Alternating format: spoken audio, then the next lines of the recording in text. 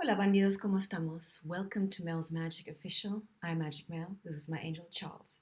In case you missed episode 15, that was a live. So do check out my live section where you can find episode 15.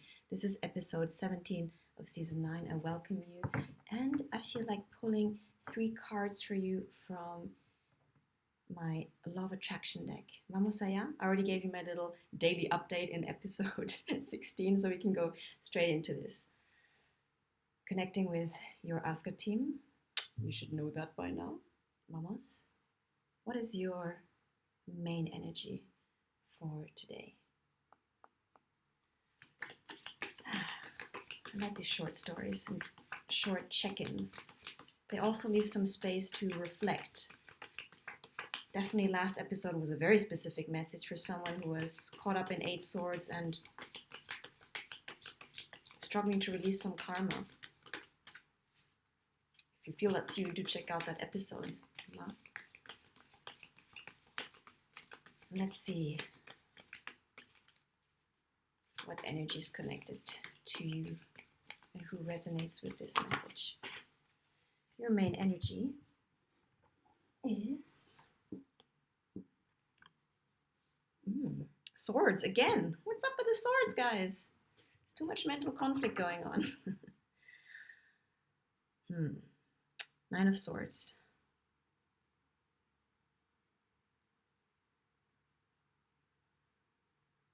Are you feeling shame? That's what I get off this card. You know, shame is one of the worst feelings to feel. So I can empathize with that. It's a terrible feeling. Guilt can be activating as long as we don't wallow in it, as long as we don't let it fester, because then it will just eat our self-esteem. But shame is basically not just thinking that we did something wrong, but feeling or thinking that we are wrong, that we are essentially wrong. And that is a terrible feeling.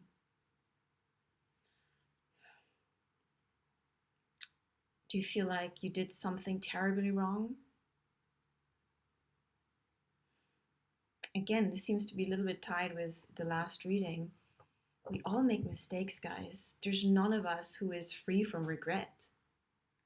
Because as human beings, we're not perfect. We're never meant to be perfect.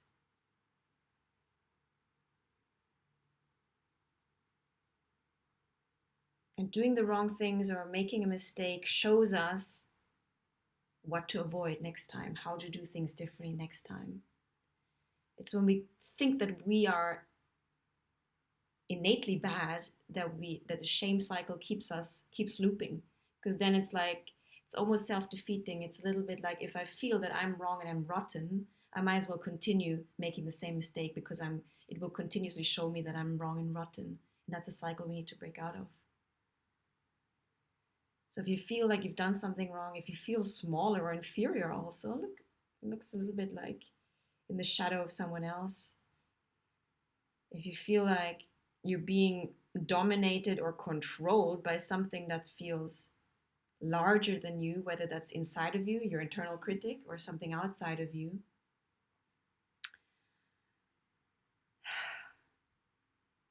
you got to connect with your own worthiness. You got to forgive yourself. You got to make a lot of internal amends here. I mean, I've gone through that process. It's not easy. It's not easy, but it's not only possible, it's necessary to move up the frequency scale. And especially if this critic or some bully is inside of you, because we have nasty psychological aspects that can literally spiral us down into self-destruction. We got to face that critic. Whose voice is that? Is that something you've internalized from the past, from your childhood? Because as children, we pick up on things. And as children, we usually put it on us. If, for example, all kinds of family conflict, if we don't get the love we actually need, the attention, we shame ourselves, we put it on us. And that survival mechanism will stay with us until, as adults, we look at that critic or that internal bully and really stand up to that. You got to connect with your worthiness, your self-love. Ask for divine help, support, angelic support from your guides, from your ancestors, you gotta ask to receive that support, to build yourself up. Okay? Whew. Guys, I was gonna have a mellow Tuesday evening. Was looking heavy, but it's okay. We can face our shadows. It's all right. The best way to face our shadows is with the awareness, the light of our self-love. So tap into that self-love. Okay, what is a clarifier here? Maybe I spoke too much, but let's see what the cards say. What are the clarifiers here for the Nine of Swords? Nine of Swords in general is anxiety. The good thing is it's almost at the end. 9 and 10s are the end in tarot, so you're ready to release that. You're ready to face that. We cannot release things unless we face things. Otherwise, we keep on running away from our own shadow. And you and I know that's not possible.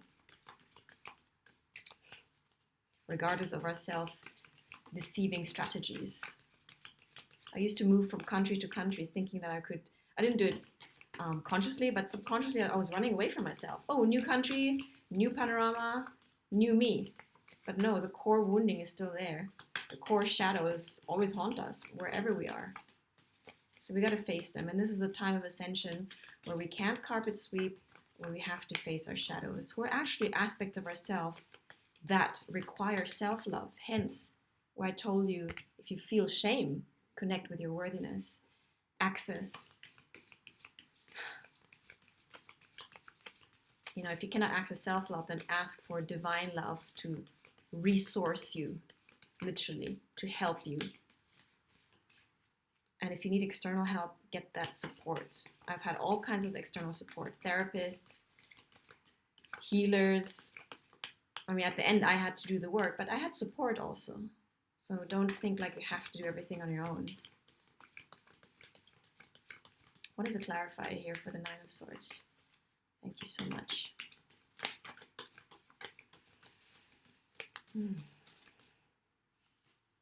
Temperance, guys. Patience, temperance. What is a clarifier here? 2 cards came out. Perfect. Okay. The first card, 3 cards came out. I'll take them. Screw it. The first card is this one here. Can you see?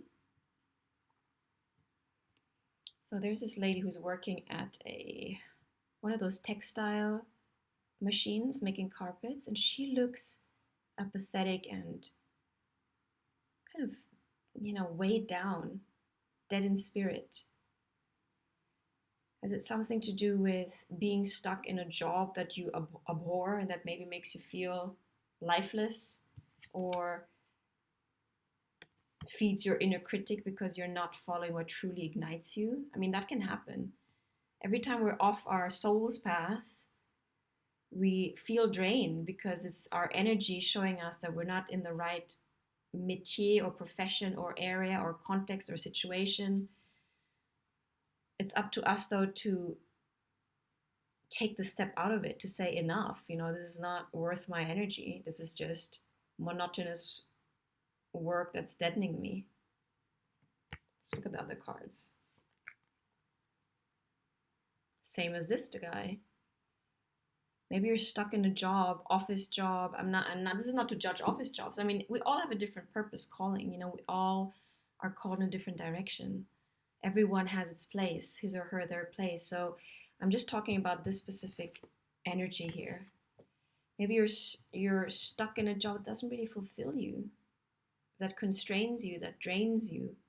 Maybe you're meant for something else, and that will liberate yourself from your own inner shame, or because our soul tells us that, hey, this is not for you, but maybe you're struggling to listen to it because you have a strong internal critic.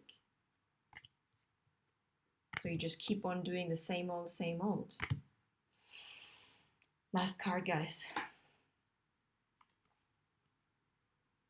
Okay, this came out in the reverse, so I'm going to show it to you, but read the energy in the reverse. Ooh, I like this.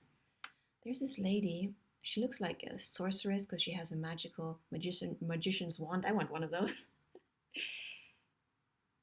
And I'm not quite sure what that is, but it looks like one of those cibelas, percussionists who have these, I don't know what they call them. You tell me if you're a percussionist, these ping instruments. She's writing a letter or journaling or sketching, but she's deeply engrossed in her work. And it looks kind of like a devotional work. It has a complete different energy than this one. This feels soul dead. This feels soulful. This came out in reverse. For me, it really has to do with you perhaps being stuck in a situation, whether it's a job or relationship, a situation that is bringing out your inner critic and that is not soulful.